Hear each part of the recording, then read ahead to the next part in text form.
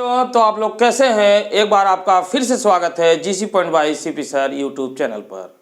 तो बच्चों, हम लोग कक्षा 11 केमिस्ट्री में पढ़ रहे थे रासायनिक साम्य, केमिकल इक्विलिब्रियम। तो इसमें हम लोग पिछले वीडियो में देख चुके थे जो है सक्रिय द्रव्यमान यानी एक्टिव मास और उस पर कुछ सवाल। तो आज हम लोग इसमें देखेंगे द्रव्य अनुपाती क्रिया का नियम, जिसे हम लोग कहते हैं लॉ ऑफ मास एक्शन। ये क्या होता है और इन्हीं पर कुछ केसों पर सवाल।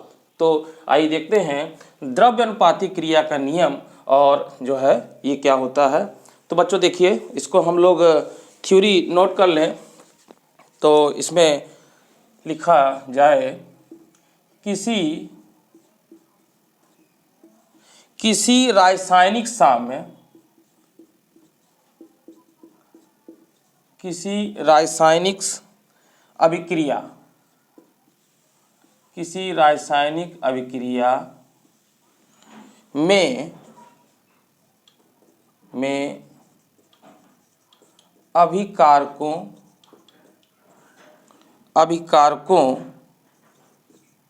की क्रिया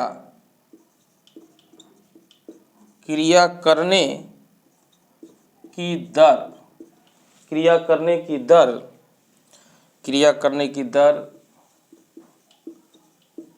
उसके सक्रिय द्रव्यमान के समानुपाती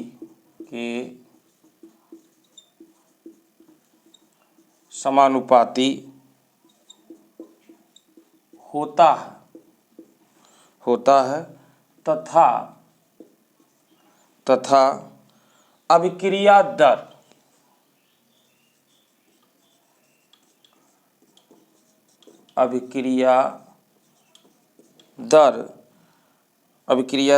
अभिकारकों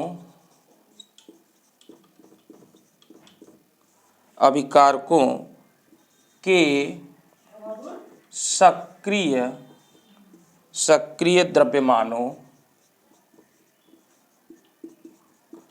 सक्रिय द्रव्यमानों के गुणनफल के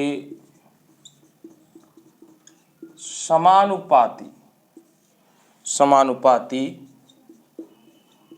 होता है।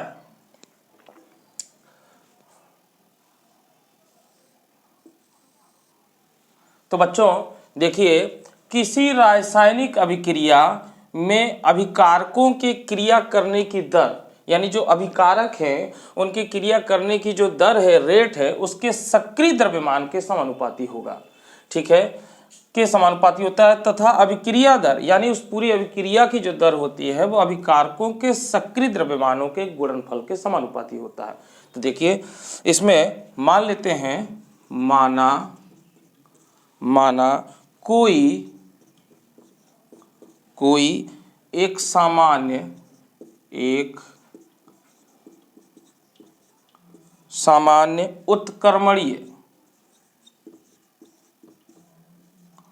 उत्क्रमणीय अभिक्रिया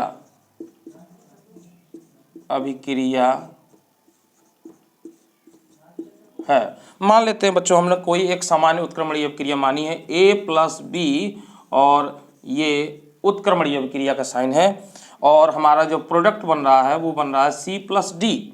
तो बच्चों इसकी जो रेट है वो R1 और इसकी जो रेट है वो R2 है।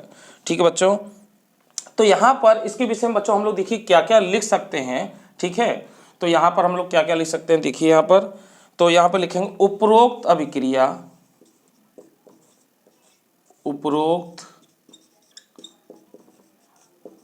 अभिक्रिया में। तो बच्चों देखिए, ये आपका अभिकारक है और ये आपका क्या है, उत्पाद है। तो उपरोक्त अभिक्रिया में, यानी नीचे लिख रहे हैं तो ये ऊपर हो गया अभिक्रिया। उपरोक्त अभिक्रिया में अभिक्रिया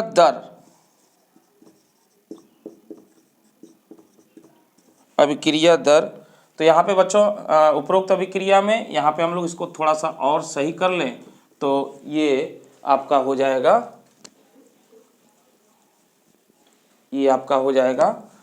अग्रगामी। अग्रगामी अग्रगामी अभिक्रिया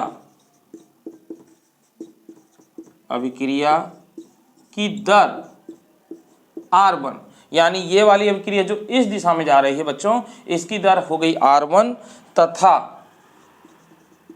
तथा अभिक्रिया में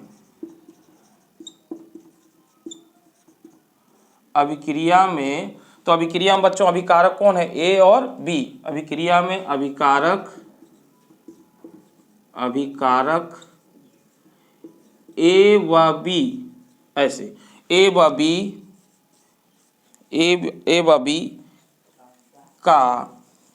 B के सक्रिय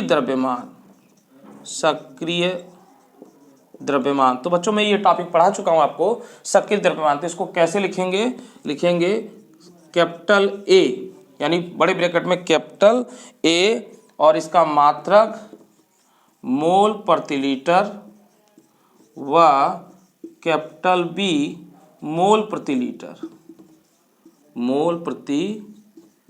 लीटर, ठीक है, मोल प्रति लीटर है। तो बच्चों ये जो हमने किया, ये क्या किया, ये उपरोक्त अभिक्रिया में किया। उपरोक्त अभिक्रिया में किसके लिए, अग्रगामी। इसी प्रकार ये अभिक्रिया जब इधर से इधर की ओर जाएगी तो ये कौन सी हो जाएगी, पश्चगामी अभिक्रिया। तो हम लोग इसके लिए लिखेंगे इसी प्रकार, यहाँ पे हम लोग लिख सकते हैं इसी प्रकार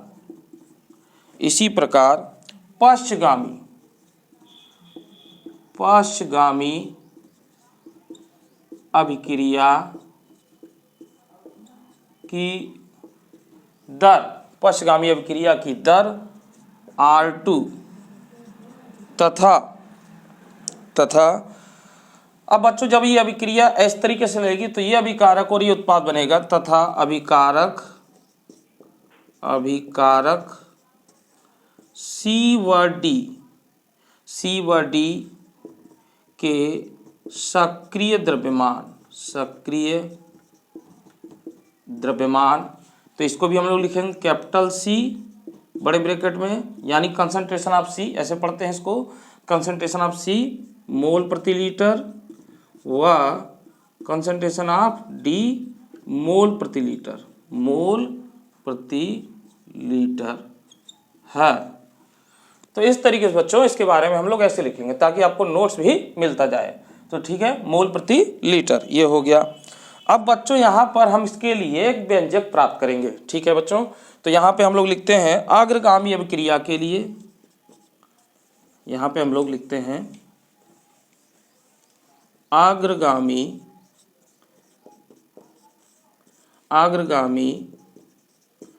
अभिक्रिया के लिए। तो बच्चों देखिए जो R1 है, जो इसकी रेट R1 है, R1 प्रोपोर्शनल क्या हो जाएगा, concentration A into concentration B। यहाँ पर देखिए लिखा हुआ है कि अभिक्रिया दर अभिकारकों के सक्रिय द्रव्यमानों के गुणनफल के समानुपाती होता है। तो यानी इस अभिकारक का, यानी इसका हो गया सक्रिय द्रव्यमान ये, और इसका सक्रिय द्रव्यमान ये हो गया, और इसी के गुणनफलों के समानुपाती यानी प्रोपोर्शनल साइन हमने लगाया, यानी R1 proportional concentration A into concentration B, ठीक है। यहाँ हम लोग इसको लिख सकते हैं द्रव्य अनुपाती क्रिया के नियम से। ये किस नियम से बच्चों, तो इस तरीके से। अब बच्चों यहाँ पे हम लोग क्या काम करेंगे, यहाँ पर हम लोग प्रोपोर्शनल चिन्ह को हटा देंगे, यहाँ पर प्रोपोर्शनल चिन्ह को हटा देंगे। तो यहाँ पे लिखेंगे या R1 बराबर K। तो बच्चों यहाँ पर जैसे ये K है, यहाँ 1 है, तो यहाँ पे 1 कर लेंगे, K1 concentration A into concentration B। तो इस तरीके से बच्चों इसको समीकरण नंबर 1 दे देंगे। अब इसी प्रकार बच्चों हम लोग क्या काम करेंगे, पश्चगामी अभिक्रिया के लिए निकालेंगे, ठीक है बच्चों। तो आप यहाँ तक का स्क्रीनशॉट ले लीजिए या इसको नोट कर लीजिए, मैं इसको ऊपर से मिटाता हूँ, ठीक है।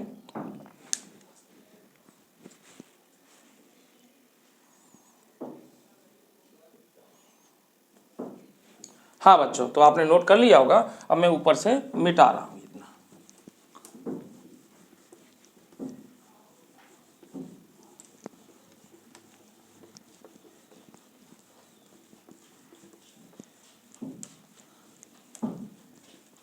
चलिए देखते हैं आगे।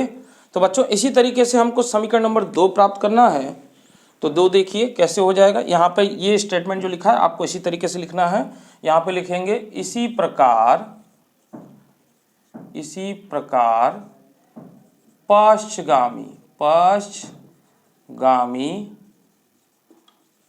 अभिक्रिया के लिए तो बच्चों हम लोग क्या कर लेंगे, यहाँ पर हो जाएगा R2 प्रोपोर्शनल और इसको K2 कर लेंगे और ये हो जाएगा बच्चों concentration C into concentration D। ठीक है बच्चों, तो ये भी किस नियम से हुआ है इसको भी लिख सकते हैं, द्रव्य अनुपाती क्रिया के नियम से, क्रिया के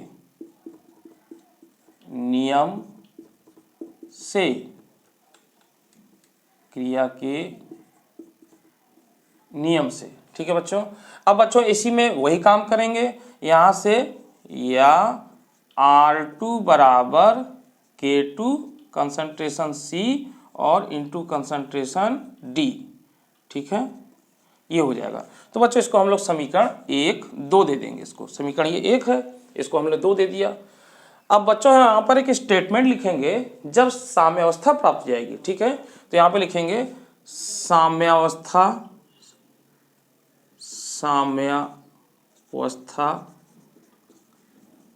की स्थिति में अग्रगामी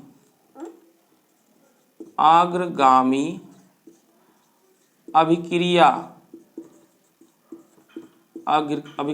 की दर व पश्चगामी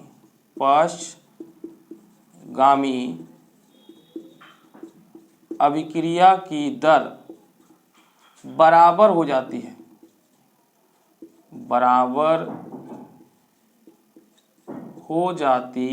है। तो बच्चों इस स्टेटमेंट से क्या मतलब है, इस स्टेटमेंट से मतलब है कि ये आपका R1 और R2 बराबर हो जाएगा, यानी जब साम्यावस्था लग जाएगी तो साम्यावस्था में ये बराबर हो जाएगा। तो बच्चों हम लोग इसमें क्या काम कर लेंगे, इसको बराबर कर लेंगे, R1 बराबर R2, इसको दे देंगे समीकरण नंबर 3 दे देंगे। अब बच्चों हम लोग क्या करना है, समीकरण 1 व समीकरण 2 से R1 व R2 के मान समीकरण 3 में रखने हैं। तो इसको मैं यहां से मिटा रहा हूं बच्चों, देखिए इसको,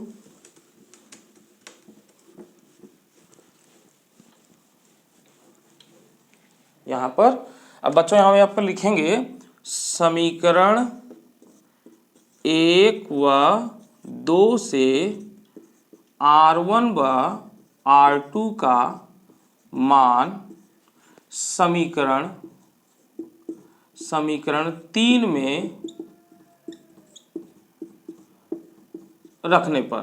तो बच्चों इसमें रख देते हैं, तो R1 का मान यहाँ से रखते हैं, तो ये हो जाएगा K1 concentration A into concentration B बराबर, ठीक है, बराबर R2 का मान रखते हैं बच्चों, तो ये हो जाएगा K2 concentration C into concentration D। अब बच्चों देखिए यहाँ पर हम लोग क्या काम कर लेते हैं कि K2 को इधर ले आते हैं और इसको इधर ले जाते हैं। ठीक है, तो मैं यहाँ से एक लाइन और मिटा देता हूँ। चलिए अब देखिए K2 बच्चों इधर लाते हैं, तो ये हो जाएगा आपका K1 अपान K2 और इसको इधर ले आते हैं बेटा, तो ये हो जाता है concentration C into concentration D बटे इसका हो जाएगा concentration A into concentration B। ये एक नया चीज आ गया। अब बच्चों इसके लिए भी एक स्थिरांक होता है ना, इसको एक न्यू स्थिरांक से हम लोग एक नए स्थिरांक से व्यक्त करते हैं, तो इसके लिए भी स्टेटमेंट हम लोग लिखते हैं यहाँ पर। तो यहाँ पर हम लोग क्या लिखते हैं, यहीं पे हम लिख देते हैं जहाँ K1 अपान K2 एक स्थिरांक है जिसे साम्य स्थिरांक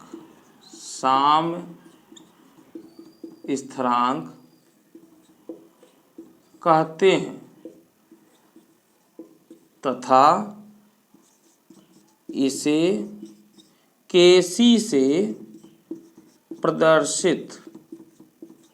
प्रदर्शित करते हैं। यानी बच्चों ये आपका K1 अपान K2 बराबर हमारा हो जाएगा Kc। तो बच्चों यहाँ पर इसकी वैल्यू को पुट अप कर देते हैं, ठीक है। तो ये आपका हो जाएगा Kc बराबर concentration C into concentration D बटे concentration A into concentration B।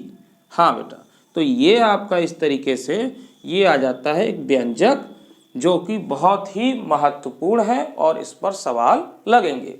तो आप देखिए एक तरीके से डेरिवेशन ये कंप्लीट हो जाता है, आपका नोट्स भी हो गया और आपकी बात समझ आ गई कि द्रव्यनुपाती क्रिया का नियम क्या कहता है कि किसी अभिक्रिया की अभिक्रिया दर उसके सक्रिय द्रव्यमान के समानुपाती होती है। यानी अभिकारक की जो दर होती है वो उसके सक्रिय द्रव्यमान के समानुपाती होती है तथा अभिक्रिया की दर सक्रिय द्रव्यमानों के गुणनफल के समानुपाती होती है। तो उसी पर ये आपका आता है।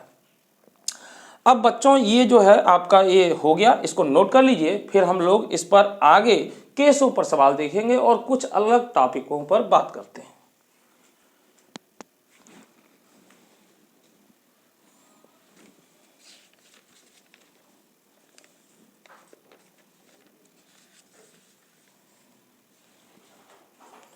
हाँ बच्चों, तो अब हम लोग आगे चलते हैं। बच्चों देखिए, इसको मैं मिटा रहा हूं।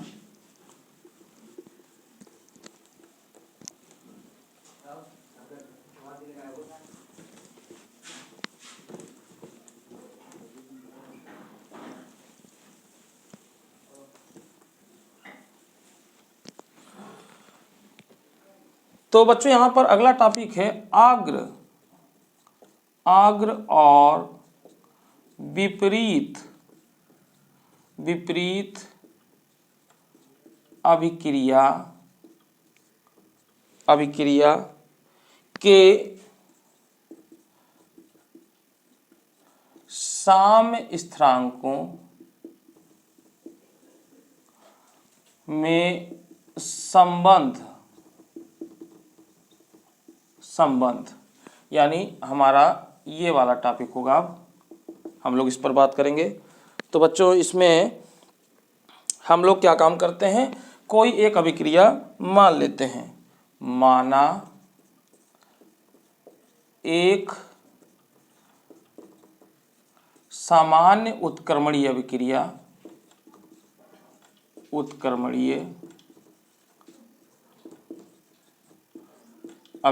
है। तो इसको हम लोग मान लेते हैं बच्चों। तो ये अभिक्रिया हो जाएगी आपकी, जैसे हम लोग A और ये इसका गैसीय स्टेट है बच्चों, और ये भी गैस में है, और ये उत्क्रमणीय अभिक्रिया हो गया, और ये हो गया C और ये हो जाएगा D। ये आपका हो गया, ठीक है।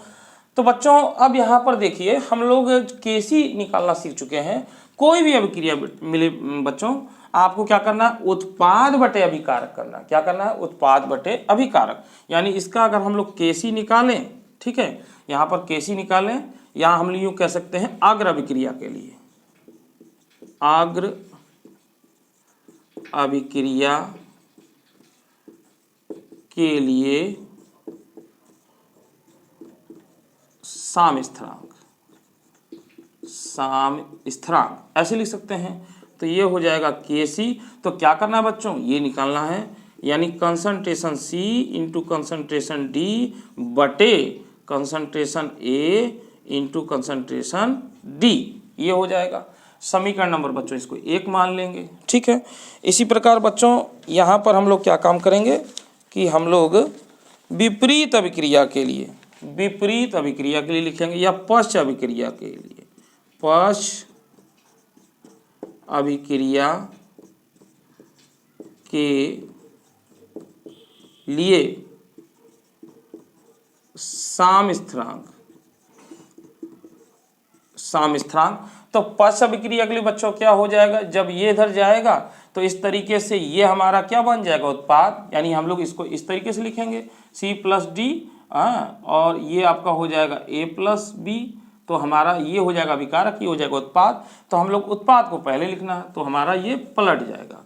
तो तो यानी इसको बच्चों हम लोग क्या कर लेते हैं, के डैश सी कर लेते हैं। तो ये इधर आ गया, ये इधर आ गया, तो इसको लिखेंगे concentration A into concentration B बटे, अब ये नीचे हो जाएगा तो concentration C into concentration D, concentration D. अब इसको बच्चों हम लोग समीकरण नंबर 2 मान लेंगे। अब बच्चों हम लोग क्या करेंगे, इनकी तुलना करेंगे। क्या करेंगे, तुलना। तो यहाँ पे लिखते हैं समीकरण 1 व 2 की तुलना करने पर, तो बच्चों हमें अगर के डैश सी का मान निकालना है तो क्या हो जाएगा, के डैश सी। तो देखो बच्चों इसको क्या काम करेंगे, अगर 1 के बटे में ये लिखा जाए यहाँ पर कंसंट्रेशन सी डी और ए बी, देखिए बी डी लिखा गया, बी होगा बी। तो बच्चों इसको 1 के बटे में लिखा जाए तो ये क्या हो जाएगा, ये ऊपर चला जाएगा, ये नीचे आ जाएगा। तो देखिए यही मिल जाएगा, यानी 1 के बटे में लिखने पर ये पलट जाएगा और ऊपर चला जाएगा। इसका मतलब कि अगर हम के डैश सी का करें तो ये हो जाएगा 1/KC, के डैश सी बराबर आपका हो जाएगा, या KC बराबर कर सकते हैं, इसको बटे में कर लेते हैं, यानी दोनों तरफ से लिख सकते हैं। KC बराबर भी 1/K डैश सी कर सकते हैं या ये कर सकते हैं। तो हम लोग इसको कर लेते हैं, या ऐसी कोई इधर कर दिया जाए तो ये बच्चों हो जाएगा KC बराबर 1/K डैश सी, ये भी हो सकता है, उसमें कोई दिक्कत नहीं है। इसको इधर कर दिया। जब हम लोग इसके बटे में KC का मान रखेंगे बच्चों इस तरीके से 1 बटे और ये पूरी वैल्यू रखेंगे तो ये वैल्यू ऊपर चली जाएगी और नीचे आ जाएगी। देखिए आप देख रहे हैं ये है, तो यानी हमको के डैश सी मिल जाएगा, इसीलिए 1 के बटे में ये रखा गया, के डैश इसको रखा गया, तो ये आ जाएगा। तो इस तरीके से बच्चों ये आपका कंप्लीट होता है और इसमें आपने 2 टॉपिक देखे, एक द्रव्य अनुपाती क्रिया का नियम और दूसरा आपने देखा अग्र और विपरीत अभिक्रिया के समस्थानिकों में संबंध। तो बच्चों आज के लिए इतना ही। अगली वीडियो में हम लोग बात करेंगे इसमें कि एक ही अभिक्रिया के विभिन्न प्रकार के समीकरणों में क्या संबंध होता है और उन पर कुछ केसों पर सवाल। ठीक है बच्चों, तो आज तक के लिए इतना ही, मुझे दीजिए इजाजत, धन्यवाद।